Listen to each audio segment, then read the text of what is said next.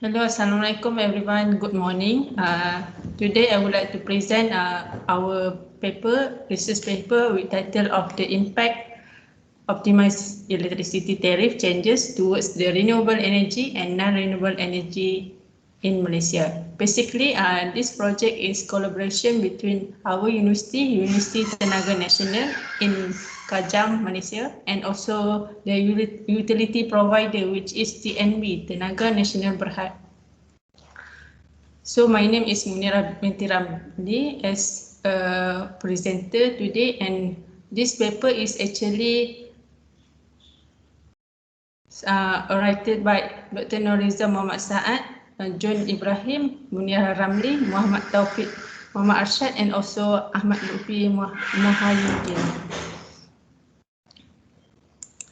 So basically, this paper is actually to explain the growth of renewable energy in Malaysia, and also the interest of the world is to shift from the non-renewable energy electricity generation towards more green technology. So the serious step taken by the government is to reduce the carbon footprint impact due to the mass production output and releasing of CO2 emission.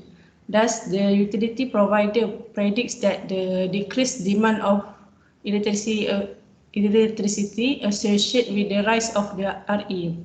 So in this analysis, we implies the input-output model to elaborate the macroeconomic impact in Malaysia using the data from Department of Statistics Malaysia, DOSM. The observation focus on the two sectors, which is production and the household expenditure. So the result implies that we found that a small impact on the category and is proportionally associated with the positive increase in electricity tariff. So the background of our study, we found that Malaysia is heavily relies on the coal and the gas. More than 80% we relies on the non-renewable energy. Non-renewable energy has limited resources and take a long time to replace. This means that it can harm the environment and also the human health. In contrast, the renewable energy is described as a clean energy and derived from the abundant natural resources and can be replenished constantly. Example is the sun, wind, land, and waste. So Malaysia have implemented the Renewable Energy Act in 2011. It is to encourage more producers in electricity sector to generate, distribute, and also to sell electricity to the consumer. One of the scheme is the net energy metering, NEM, which means that the consumer can generate their electricity from the solar and also they can use by their own. The concern is to expand the diversification of energy to ensure the sustainability of the energy generation and balancing between the environment impact. So we found that the gap in the study, there are two gaps. The first one is the market liberalization. Whenever we want to expand the electricity market, it will lead to the collusion among the producer whenever they can abuse the market power, because they want to target the higher profit instead of the market efficiency. Second, we found that the tariff structure become more sensitive measurement, while we want to improve the power system efficiency and also the consumer power will benefit. So we focus to renewable energy extensions to provide new ventures in electricity tariff while consumer will self-generating and consume. Furthermore, it will eventually reduce the tariff subsidy burden by the government without reducing the revenue gain by the utility provider. So in this study, we have used the input-output table. So the data we basically relies on the DOSM, which is Department of Statistics in Malaysia.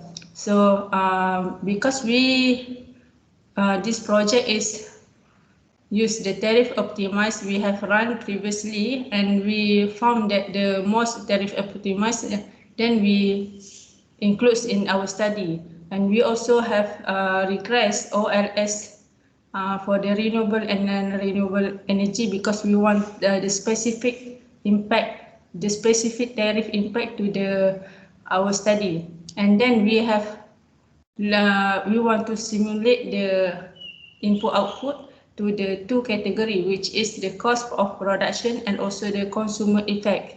The cost of production, because we want to see the intermediate cost that will incur when we increase the tariff electricity. And second, we want to see the purchasing power among the consumer in Malaysia. So, Department of Statistics, DOSM have provided the table of Malaysia Standard Industrial Classification MSIC. From the table, we have mapping to the COICOP, which is the classification of individual consumption according to the purpose. The purpose to mapping the data is to see from the output table, we want to see to the household expenditure effect. There are 12 main categories which you can see from the paper. So we are going to discuss about the result in our study. Okay, the first one, we want to see the impact on the cost of production according to 1 to 4 sector. In this study, we found that the increase 5% in electricity tariff, the impact in electricity is slightly increased around 0.0012. So it means that Malaysia is not too much in capital intensity, and we are more to the labor intensive. Compared to renewable electricity and non-renewable electricity, there are only a small gap. Non-renewable electricity have more significantly compared to renewable electricity. So we can see that this means that the production cost is more to relate to the labor intensive, so they need to extend the working hours to their labor. And second, it will encourage them to acquire more technology advance if they want to produce their production to more high capacity. And second, the impact is to the household consumption according to 12 income classes. We have seen that from the income classes, the most significant is to the high income level. This means that if the government would like to reduce the subsidy, the poorest household income will less harms compared to household. As stated in Saad, the large electricity consumption group is more dominant in generating RE electricity, because it want to compensate with the expensive cost of installation. So the government can try to substitute the electricity consumption towards more renewable energy. In conclusion, we found that this study can investigate the macroeconomic cost in Malaysia as putting the desired tariff structure, the optimization in the future. The IO gives a snap views to regulator in structuring tariff price while considering the RE interruption.